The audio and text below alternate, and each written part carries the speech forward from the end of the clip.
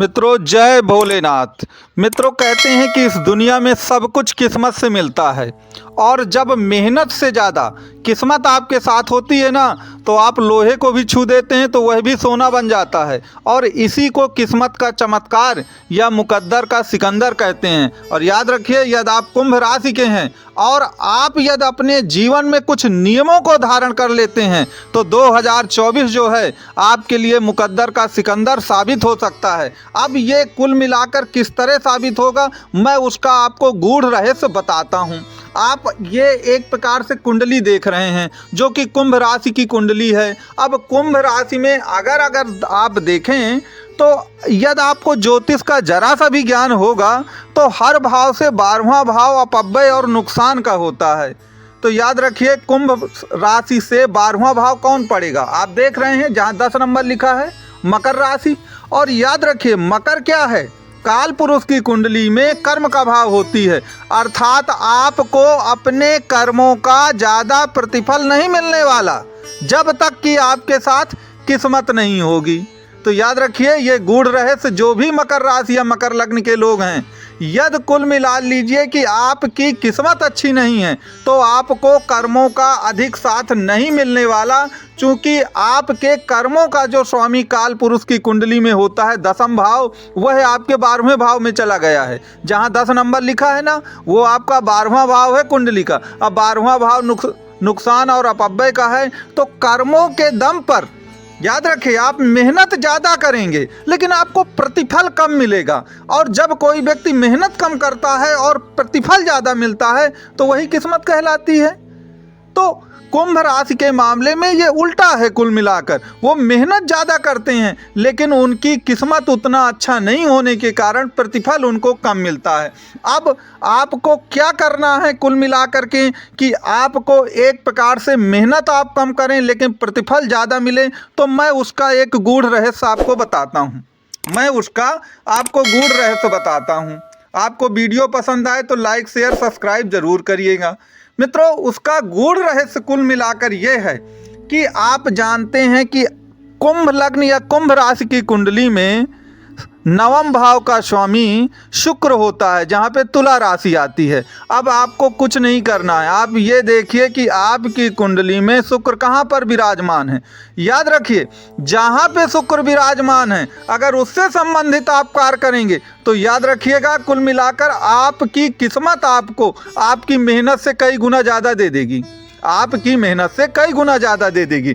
जैसे मैं एक उदाहरण देता हूँ कि अगर आप कुंभ लग्न या कुंभ राशि के हैं और आपकी कुंडली में किस्मत का जो स्वामी शुक्र है आपकी कुंडली में वह आपके 4th भाव में बैठा है, तो 4th भाव कहे का है, 4th भाव एक्चुअली रियल एस्टेट भूमि का होता है, भूमि के व्यापार का या कंस्ट्रक्शन का क्षेत्र होता है, निर्माण क्षेत्र का, या एक प्रकार से ट्रांसपोर्टेशन का क्षेत्र होता है, वाहन के क्षेत्र का। तो अगर आप रियल एस्टेट के बिजनेस से जुड़े हैं, कंस्ट्रक्शन के बिजनेस से जुड़े हैं, ट्रांसपोर्टेशन के बिजनेस से जुड़े हैं, तो ये मान करके चलिए कि आपको 100% आपको अपनी किस्मत से ज़्यादा मिलेगा। इसी प्रकार यदि 5वें भाव में आपका शुक्र बैठा है तो याद रखिएगा, आपको आकस्मिक लाभ, शेयर मार्केट, जुआ, लॉटरी, सट्टा या जो भी आकस्मिक धन के स्रोत हैं वो कुल मिलाकर आपको अधिक लाभ प्रदान करके ही जाएंगे, क्योंकि ये दोनों भाव 4th और 5th केंद्र और त्रिकोण कहलाते हैं।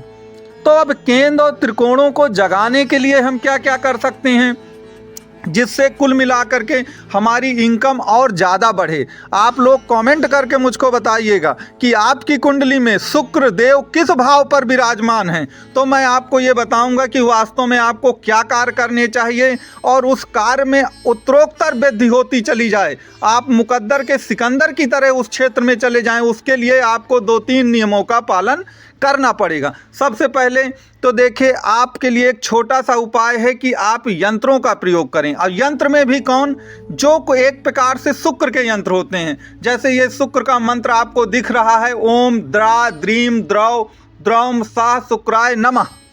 आप इस मंत्र का 21,000 बार जप करिए या इस यंत्र को अपने पूजा स्थल में या अपने शयन कक्ष में रखिए। लेकिन यंत्र जो होना चाहिए वह अभिमंत्रित होना चाहिए। तो अगर आपको अभिमंत्रित मंत्र चाहिए, उसकी प्रक्रिया क्या है, उसको यूज कैसे करना है, तो आप दिए गए नंबरों पर कुल मिलाकर जो शुरू में नंबर फ्लैश हो रहे थे, आप उन नंबरों पे कांटेक्ट कर सकते हैं। तो आपको कुल मिलाकर के ये जो अभिमंत्रित यंत्र हैं वो प्रोवाइड करा दिए जाएंगे और उसकी आपको विधि भी पूरी तरह से बता दी जाएगी। तो कहने का तात्पर्य ये है कि आपको अपनी कुंडली में शुक्र को देखना है, क्योंकि शुक्र क्या है? शुक्र तो वैभव, सुख, समृद्धि, ऐशो आराम, भोग विलास, इसी का तो कारक है शुक्र।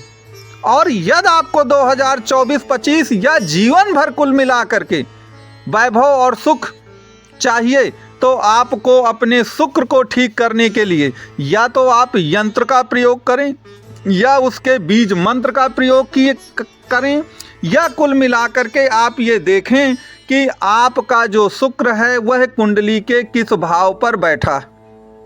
अभी मैंने आपको 2 उदाहरण बताए हैं कि यदि शुक्र आपका चतुर्थ भाव में बैठा है तो आप ऐसे कार्य करेंगे तो कुल मिलाकर के आपकी मेहनत से ज़्यादा आपकी किस्मत काम करेगी, क्योंकि किस्मत का स्वामी आपका चतुर्थ भाव में बैठा था।